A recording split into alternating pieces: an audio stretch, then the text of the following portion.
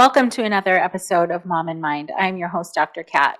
I appreciate that you are showing up here today to learn and listen to another story, personal experience through really difficult pregnancy and postpartum times.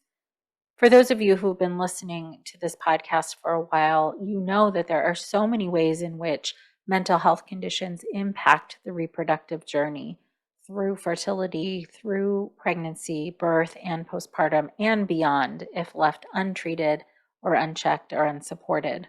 And that is also true for pregnancy loss at any time of pregnancy. And our guest today, Megan Mons, is sharing with us her story of recurrent miscarriage, mental health challenges during pregnancy and postpartum, as well as self-advocacy and empowerment during pregnancy and postpartum. Megan fills many roles, but most important to her is her role as a mother to her two small children, ages 5 and 3. Megan is a highly sensitive person who works as a mental health therapist for children, adults, and families. She has a passion for working with children and adults with complex trauma histories, and Megan has her own lived experience with anxiety, depression, and trauma. She has lived through recurrent miscarriages and hopes that her story will validate and empower others experiencing their own journey and challenges with parenthood. And again, those of you who listen to this podcast know how empowering it is to know that you're not alone and to hear stories from other people who have really been through it. And each person's journey, while there might be some similarities that connect us all, that's also very unique to that person and their life experience and their history and their current life context.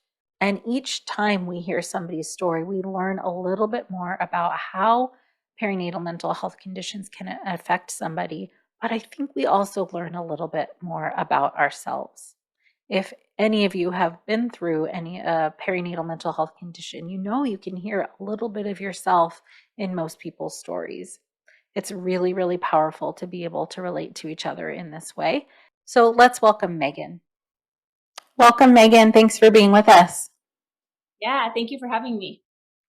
I'm really happy that you're coming on to share your experience specifically since you are aware of your high sensitivity as a person and as a mother. I think it brings a really important depth to understanding what goes on for highly sensitive folks in the parenting journey, and specifically with what you're describing. We talk a lot about high sensitivity here, so yeah, your story is very welcome, and I appreciate you for coming. So please do start wherever you're comfortable.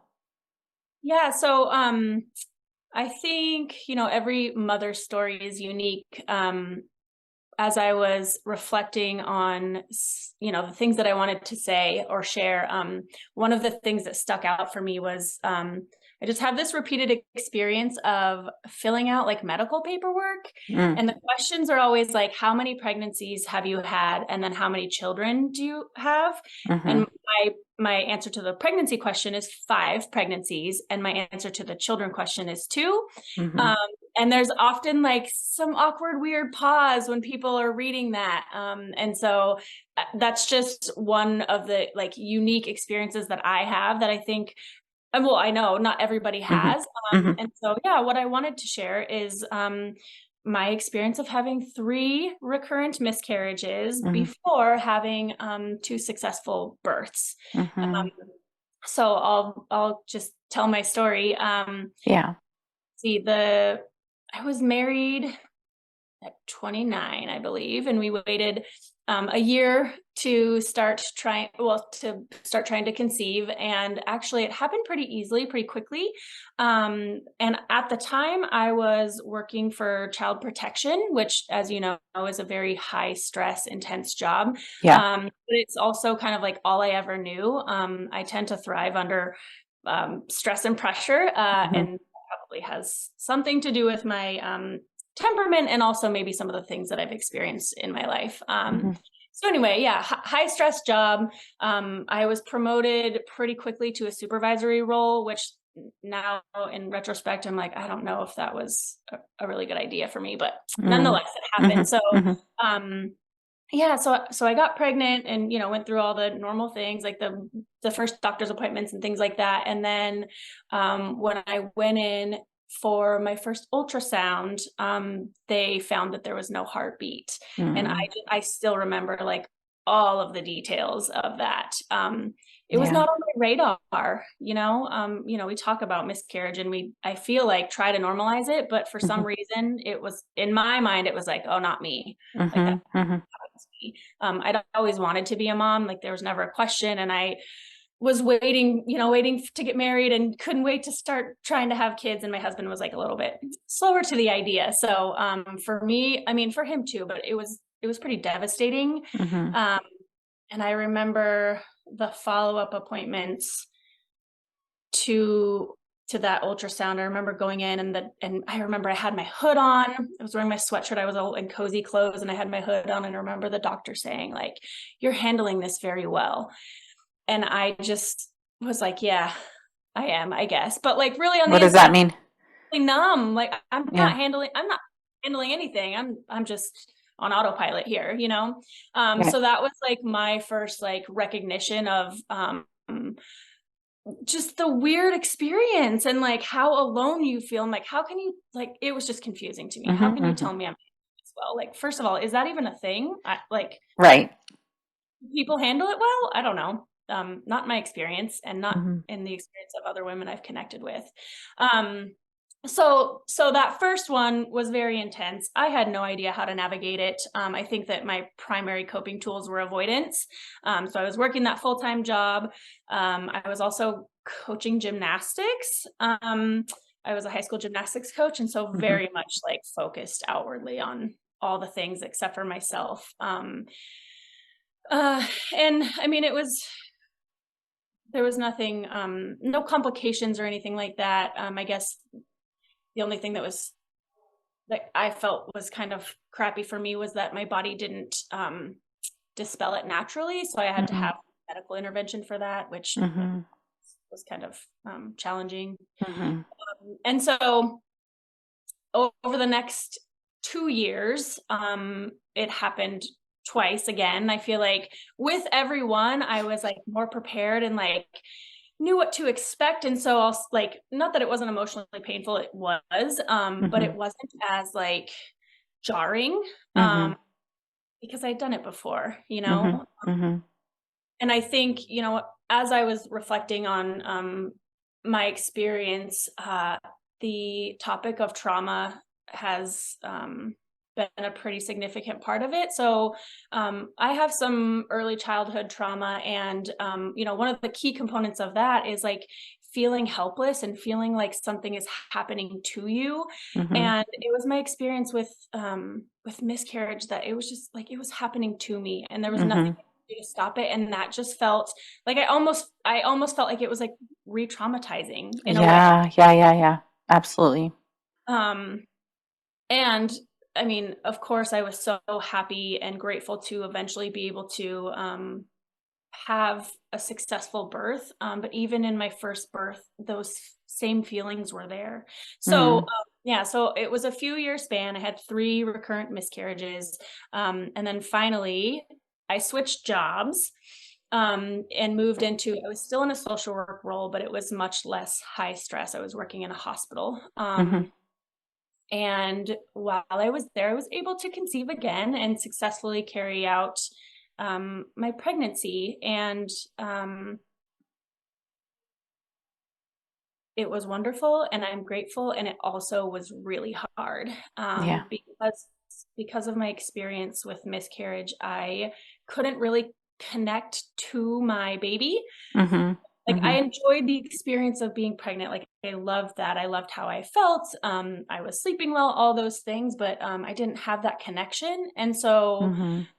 I think that for me and my experience, that lack of connection really impacted my birth experience. Right. So again, it felt like things were happening to me. And I feel like like healthy interpersonal relationships is like consensual. And I feel like since I didn't have a connection with this little being, like we weren't giving consent for this process happening. And Uh-huh. kind of like abstract, but it felt so real.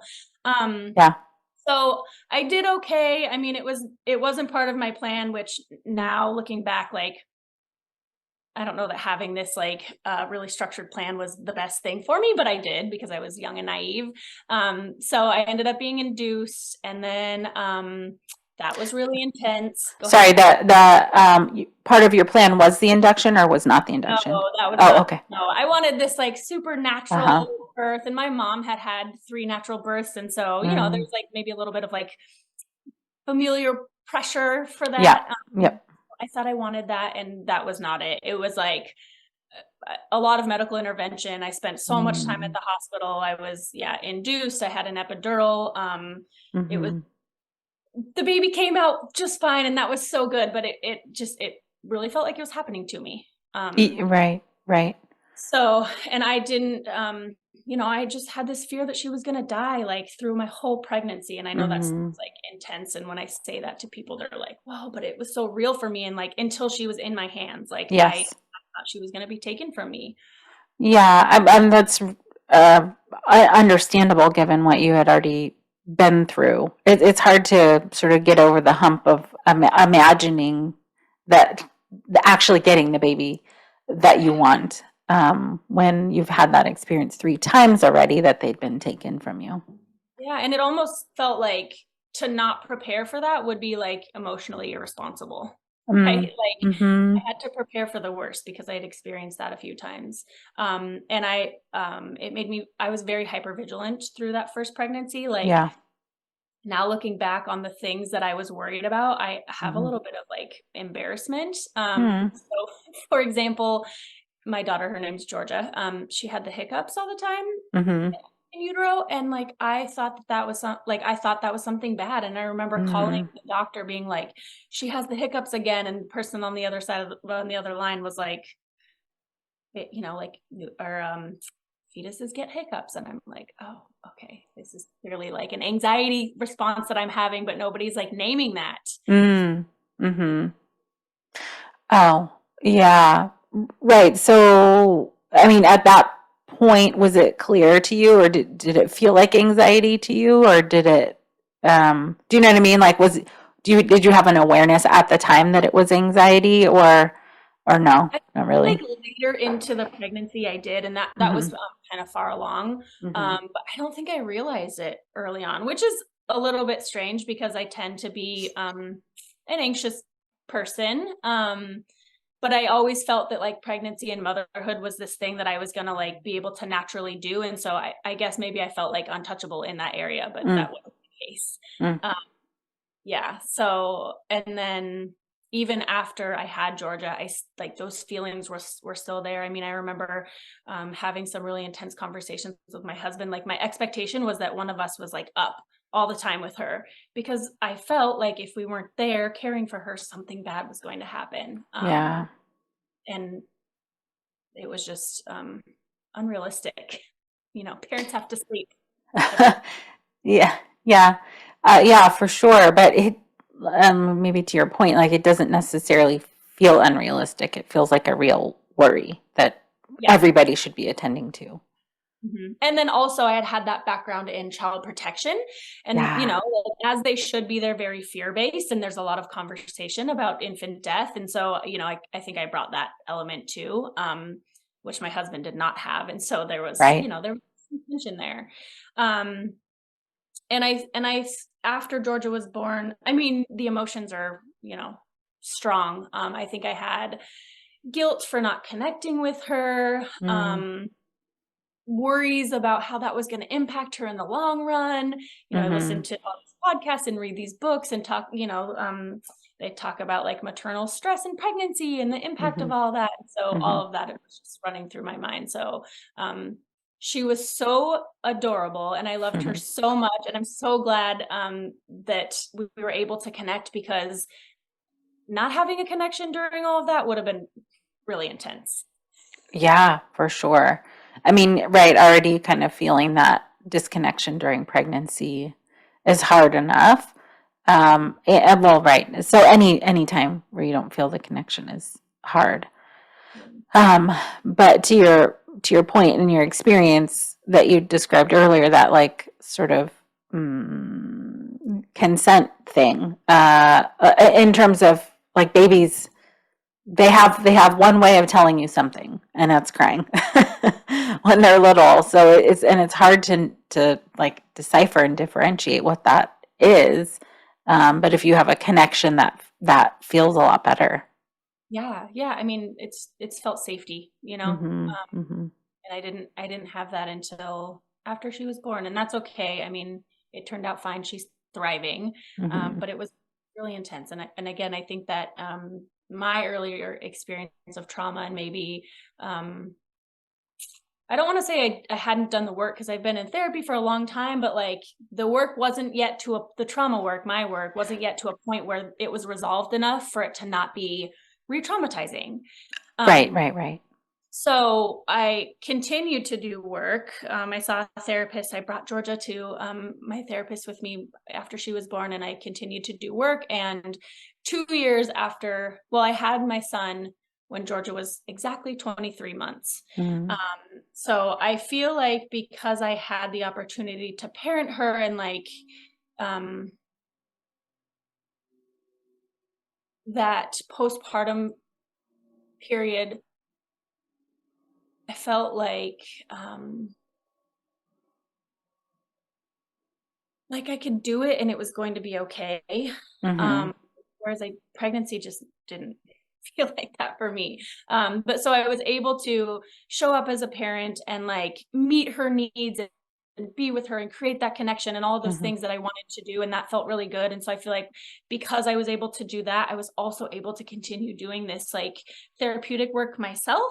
Oh, got And it. so going into my pregnancy with my son, I just felt so much more whole, Mm, more healthy, more understanding of all the things that I had experienced, and much more willing, I would say, to like assert myself and mm-hmm.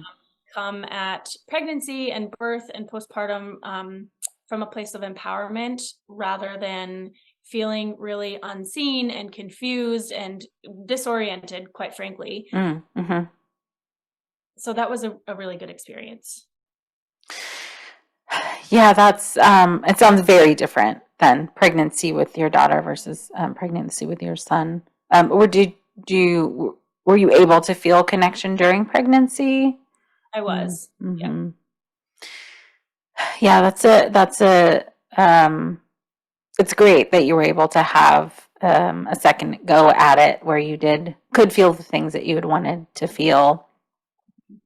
And yeah, I don't know how it impacted you to have those two different sets of feelings. Like, for instance, sometimes people feel like, "Oh, I wish I could have had this with my daughter too," or even sometimes guilt or all kinds of feelings can come up when they don't feel like they were the same. Mhm. Yeah, Um, definitely. I mean, my kids are pretty close in age, and so there's already this, I don't know, awareness you have of like making sure that you're connected with both of them and you're not mhm. favoring one and there's not competition. And I think that complexity is part of my experience. And I do look at my pregnancy with my daughter and wish that maybe it had gone different, but also I learned so much and I just have a lot of compassion for my former self, and for Yeah, her, and we did it, we got through it. So, um, I don't know. I'm not like a person who really like has a lot of regrets because it's just life and you get through it. yep. Um, but I think compassion is kind of where I go. That's awesome. I'm so glad. And I'm glad you're bringing that in too. Because, some people do struggle with um, wishing things had gone differently, but there is some amount of acceptance that it sounds like you've become comfortable with and or worked on anyways to be able to get to that point that it was what it was Mhm. for that pregnancy. So for your the pregnancy, birth, and postpartum with your son, what are some other ways that it felt different to you as opposed to your daughter's experience? Yeah. So, the experience with my daughter was a little bit complex. I don't want to undermine the medical professionals because I do trust them and appreciate them. I also wonder whether my level of anxiety and stress around pregnancy influenced some of the care decisions, specifically to be induced, because I hadn't even yet made it to my due date. And the reasoning given for the induction was that she was small. And she was 6'4" when she was born, which, I mean, that's small, but not like compared to, I mean, there's much smaller babies that are born that are totally safe. And so I can never like say that that was the wrong decision, right? Because she came out healthy, but I just wonder, you know, if my level of anxiety like influenced that at all, because I had Mm. all the worries, like her hiccups and Mhm. whatever, all the other things. And so when I had my son, like I said, I was feeling much more empowered, um, certainly less anxious, Mhm. uh, more connected already with this baby. And I went into labor on my own, and I was Mhm. able to labor mostly at home. Um, he was born without a lot of intervention, and it just felt so much more, I don't want to, I guess like peaceful and yeah, that's how I would describe it. Mhm. Just peaceful, and like it was me and him, and it was about this connection, and it was really beautiful. Mhm. Whereas my daughter's, it was raw and intense. Mhm. And I Mhm. think in the postpartum period too, again, like I trusted myself. We had this successful birth. It felt really good. I didn't feel like it happened to me. I felt like I was like I consented to participation, right? And so in postpartum, I felt like I was able to make decisions based on my own motherly intuition Mhm. versus kind of, I don't want to say people pleasing, but like putting the decisions in the hands of the people around me. And one example of that is, I think all hospitals probably offer the breastfeeding services. Um, Mhm. support to new mothers, but I really needed to just focus on my connection with my baby and like learn him and let him learn me. And I felt that those services actually was like a were stressful and a Mhm. distraction to my experience, and so I declined that. I did it once, and Mhm. then I was like, "No, thank you, and no, thank you." Mhm. Um, and that felt good. I got this, and I'll reach out if I don't. You Right. know. Right. So yeah, just felt much more empowered and much more based on my needs and our connection and what I knew Mhm. was healthy for us. Mhm. Yeah, absolutely. That does give you a whole lot more space to think. Right? I mean, it can be hard to know what you need and what you don't need with the first sometimes. Not always, but sometimes. But just that idea that you can say no or no, not right now. Um, it's hard to know that when it's your first time experience or if somebody didn't explicitly tell you that you can do that or anything. But that's so important to be able to, like you're saying, going back to consent. Sometimes people just come in and do what they think needs to be done, but when you can say no thank you, it gives you a lot more space to, yeah, to figure things out how you want to. It's really powerful. Mhm. I'm glad you had that. Yeah, thank you. Yeah. Yeah, so these, I mean, right, you were able to kind of learn a lot from your previous experience and take that into the pregnancy, birth, postpartum with your son. And it doesn't sound, I mean, from what I heard anyways, it doesn't sound like you experienced the same kind of angst or anxiety. No. No, I mean, I Yeah. think the typical physiological changes, like I was aware of those. We've talked about high sensitivity. I'm very aware of my body and changes in it. But it wasn't sending me into like a stress response. It was like, oh, I know what this is. Like this is Mm. normal, or maybe use a coping strategy or something like that. Hmm. So right, going back to the first pregnancy, then was it harder to differentiate than uh, like an anxious response versus a high sensitivity? Yeah, I think that most things were landing for me as a threat. Um, Mm-hmm. yeah. So I am very sensitive by nature, notice things, and that's not a bad thing. I love being sensitive. But when you're sensitive and you're feeling super anxious or you're having like a trauma response, it can be really intense because every little thing lands as dangerous for your system. Mm-hmm. And I would say that the people around me didn't catch that. Like, Like providers or family members or everyone. yeah, provider. Well, and also, I think that there are some of us who are really good at like portraying that we're okay when Mm-hmm. really maybe we're not. Um, Mm-hmm. and I didn't know with the pregnancy thing, I didn't know any other experience, right? So Mm-hmm. I kind of just was like, well, I guess for somebody who's had a miscarriage, I guess this is just what pregnancy is. But since I've had those experiences, I have talked to other women, and maybe their miscarriage was like, maybe the impact of their miscarriage was like sad and grief, but it wasn't necessarily this like super heightened stress response, if that makes sense. Mm-hmm. Mm-hmm. Um, yeah, isn't that interesting? That part where it feels like, oh, this must be how everybody feels. It's so easy to feel that way. Um, and at the same time to, I don't know if you experience this, but like feeling alone at the same time.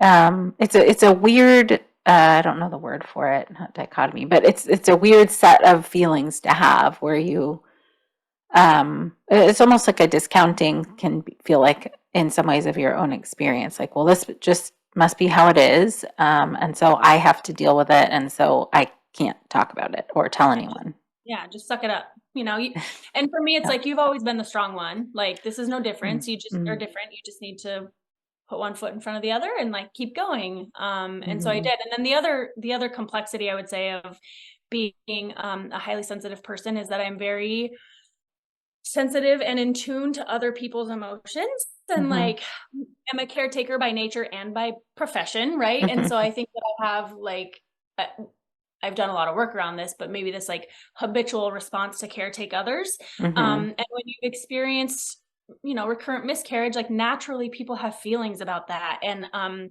what I could feel coming from people was a whole lot of pity. And I really struggled Oh, with that.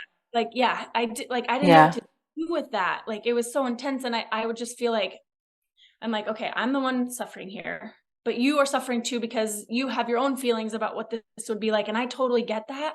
But I can't, like, my then habitual behavior would be to abandon myself and like try to take care of this other person, that was there to Mm-hmm. support me. And that didn't feel safe or like it was working for me. So then I just was like, well, I'll just kind of stay to myself then rather Mm-hmm. than feeling all of that. So I just like kept things to myself as much as I could. Oof, yeah, yeah, that's hard. And then it sounds like there's a bit of overlap between, as you were saying, some like trauma that you were trying to work through, and also some parts of sensitivity, kind of intermingling there. It's really hard to know what's what and Yeah. how to attend to it when just feels all of it overwhelming. Mm. Were there other ways that you recognize now, anyways, about how the high sensitivity impacted you in either either the pregnancy with your daughter or with your son, pregnancy, birth, and postpartum? Yeah, I mean, obviously the emotional experience is just really intense.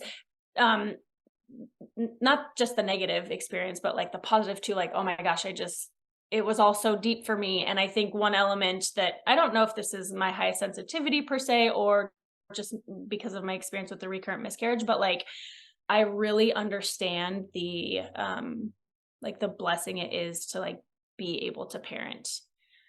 Mhm. like every milestone, I'm like, oh my gosh, like I get to do this. Like I'm so lucky because I almost wasn't able to, and so Mhm. sometimes Mhm. little things can feel really overwhelming to me, like in a good way, but some of my Mhm. friends are like, okay, girl, like she just, whatever she just did, like she just ate out of I don't know, she just, what would be an example of that? Like she just picked out her own outfit, like not that big of a deal. And I'm like, but it is. It It's a is. big deal. And then I think the other piece of high sensitivity is like, sensory wise, I'm very sensitive. And so that first birth where there was all this like intervention and chaos and Mhm. stimulation, like that wasn't good for my system. Mhm. Um, Mhm. the lights were too bright, the people were touching me, the metal stuff was cold, like it just was too much. And Yeah. so with my second pregnancy, I was able to say like, I want the lights off. I don't want you in my room. Mhm. Don't talk to me. One Mhm. funny one funny thing that happened with my first pregnancy is that my husband was in there and it was the middle of the night and he opened a can of Red Bull next to me and he said that he's never seen me look at him like that. Like you get that and that smell out of my room. So another thing, like he knew like don't be bringing in any like Red Bull or anything with Right, strong right. smell. Like I need everything like peaceful and like I need you to leave me alone. Mhm. Mhm. Oh, well, that's right. It's so nice to be able to manage your environment. Yeah. And I would say that's another thing that people aren't totally aware that they can do or ask for. Like simple things like turning down the lights or off the lights. Mhm. That's it can that plus other things could really make a difference. Yeah, I mean, and asking for minimal, just like minimal contact. Like my birth experience was that I had to get in this sort of like mental zone or mental state, and like, so any interruption, it just made it harder. So I'm like, Mhm. unless there's something dangerous happening, like, of course, please interrupt my mental state, but otherwise, like, please let me, go through my process. And I mean, little things too, just, like you can be sensitive and things can be really hard for you, but I feel like part of high sensitivity is that like small things also make a really big difference. So like I wore my own robe instead of wearing that hospital gown, Mhm. and it's like little things like that were really impactful. So yeah. Yeah, absolutely. So it sounds like there are some other things we could talk about for sure about empowerment, and I'd like to get back to that in just a moment. But first, considering the whole of your experience of like your reproductive experience that you shared from miscarriage through birth and postpartum, what are some of the things that you really want people to know about in terms of mental health and getting the support that you need? Yeah, well, I think the element of earlier trauma is really important to consider, and I think many of us when we're in our reproductive years we haven't done all of the work. And so what I would say is like I just wasn't aware of how deep and um like the threat of trauma and the impact of that in pregnancy, miscarriage, of course, birth, postpartum, like it was so real and there was no conversation about it. And I think that we talked about feeling isolated. Like I felt I was surrounded by people, but really isolated with that piece of it and without language, Mm. until I started really diving into that deeper with my own therapist. So yeah, just considering your unique history and like how the impact of that might show up in the whole yeah, pregnancy, birth, and postpartum Hmm. experience. And I would say, if you have the means, maybe establishing a therapeutic relationship prior to all of that so that you can at least begin to ask some questions about Yeah. how you might have been impacted. Um, Yeah. and then the other piece is that, especially for people who've experienced like early childhood trauma, I think a lot of us go into this place of like hyper independence, like I got this kind Hmm. of thing. I can get through anything. And part of that I think sometimes is putting on this face that you're high functioning and you can do it and you don't need anybody else. Mhm. And that's part of the response, but that's not necessarily the truth. That's the coping mechanism, you know?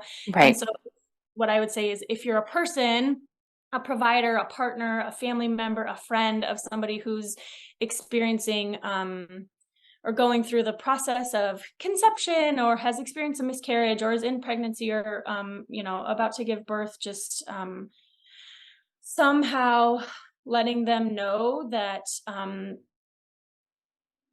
maybe that they don't have to be as strong as they think that they need to be, or just acknowledging that like, wow, like you're going through this big thing and you're still showing up for work, like that's noteworthy, right? Like Yeah. they might feel safe to let that coping mechanism go because it's like help them, but Mhm. I think at least acknowledging it can I don't know, be impactful. Does that make Yeah. sense? Yeah. Yep, absolutely. And when you were saying that, it reminded me of what that an initial provider said to you about like you're dealing with this really well or you're coping with this really well. Like it is hard to know if how somebody feels. It might look like you were saying on the outside one thing, but ooh, there's so much happening internally. Yeah.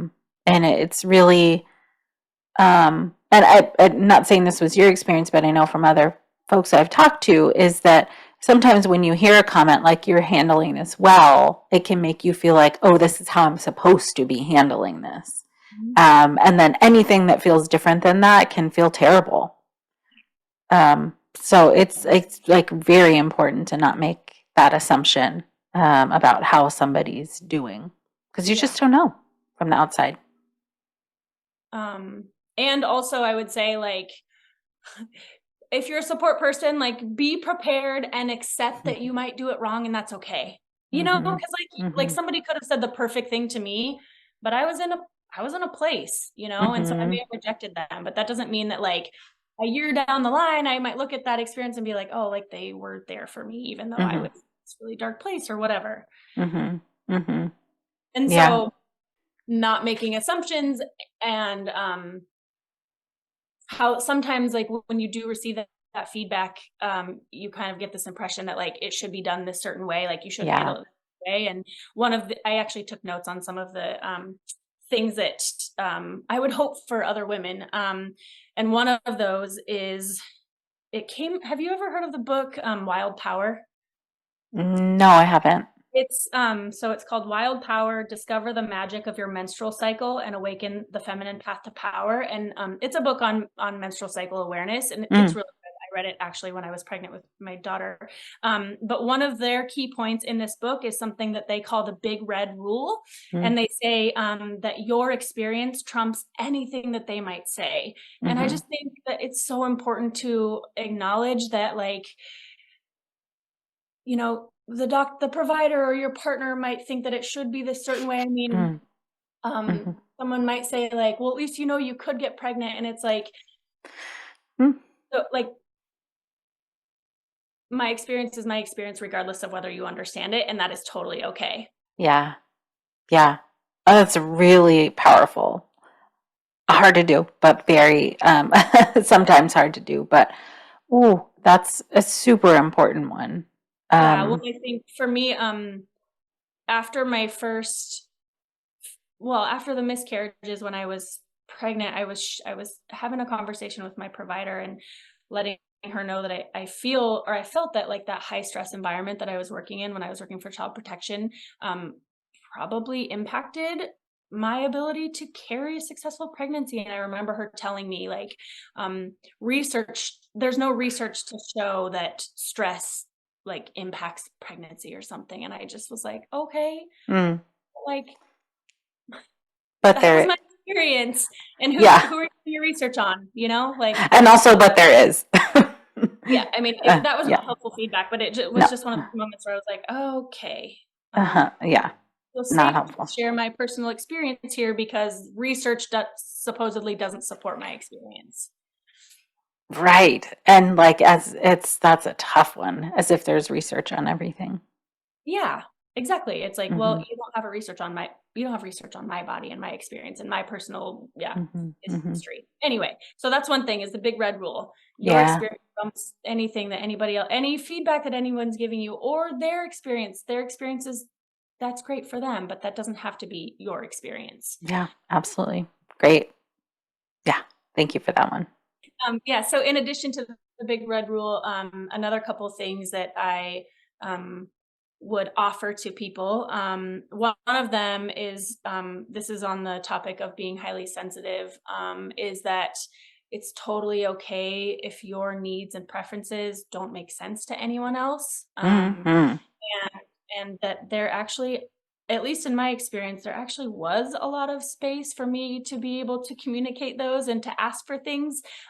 It's not always, those options aren't always offered on like the front end. Mm-hmm. Um, but I would say that in the instances where I was able to ask for what I need, like for the most part, people wanted to accommodate those, you know. Nice.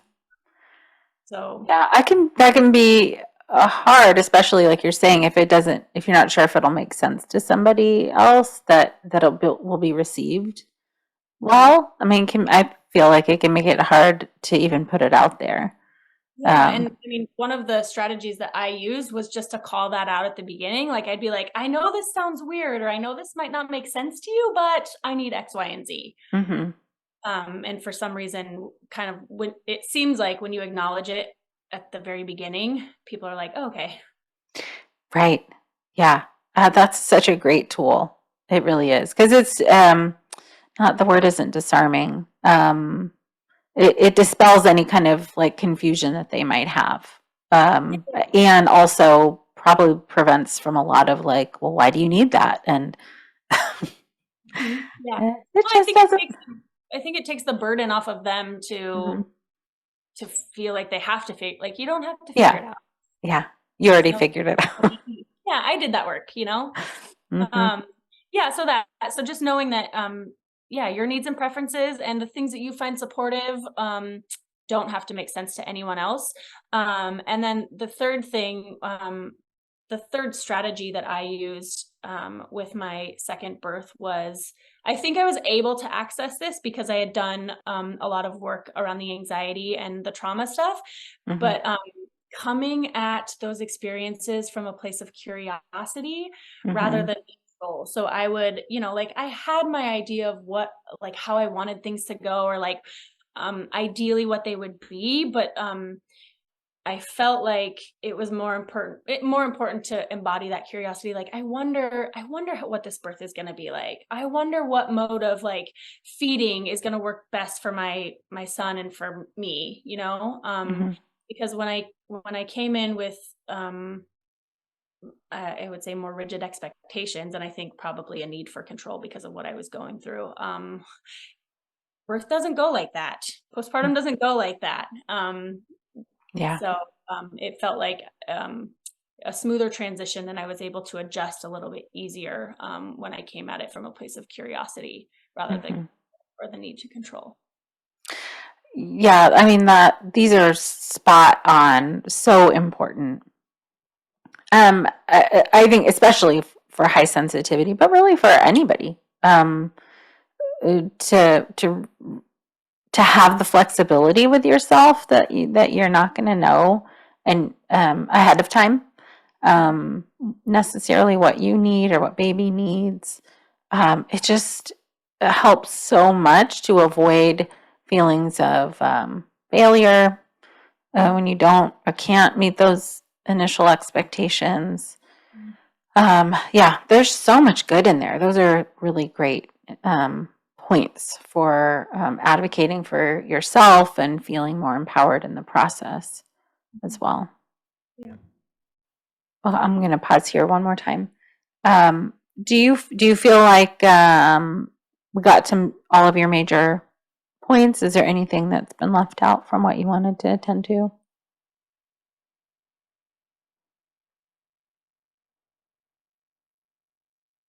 No, I don't think so. I mean, yes, I think that, yeah, that All we good. Okay. Does this feel like an okay place to wrap up? Okay, great. Yeah, I don't think I have anything else standing out either. Okay.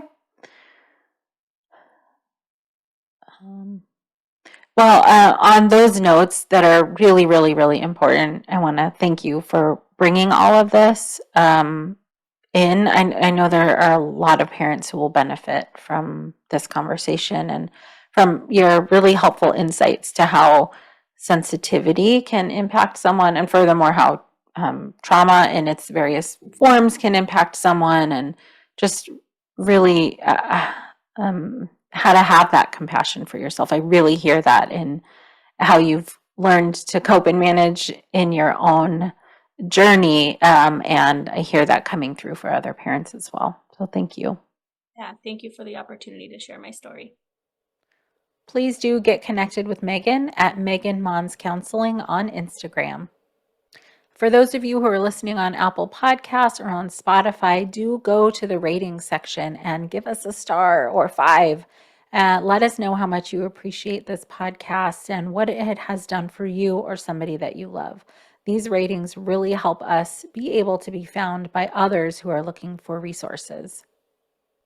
And once again, thank you so much for being with us. Until next time.